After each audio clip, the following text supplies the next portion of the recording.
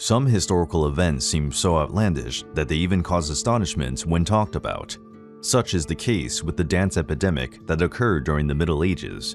It is estimated that more than 400 people danced uncontrollably for weeks, causing about 100 deaths. It all started in 1518, when a woman named Frau Troffea from the city of Strasbourg, now France, left her house and went to a nearby narrow street. At first, she did not attract the attention of her neighbors, but everything quickly changed.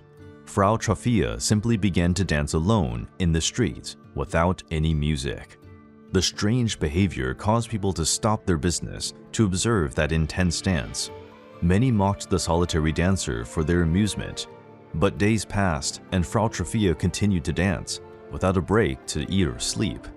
After more than a week in these conditions, the woman was exhausted, her feet hurt, and her eyes clamored for help.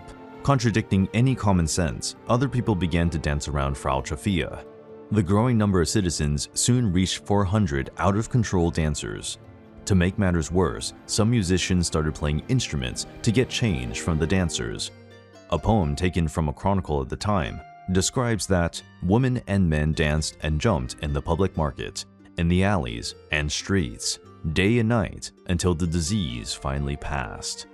After 2 months of constant dancing, some people reached their limits and dropped dead in the streets where they were.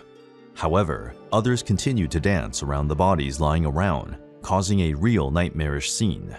It is believed that about 100 people lost their lives dancing to the point of complete exhaustion. The local government tried to arrest some dancing citizens by giving them to churches, prison cells, or by trying to immobilize their bodies with ropes and rolled-up cloths.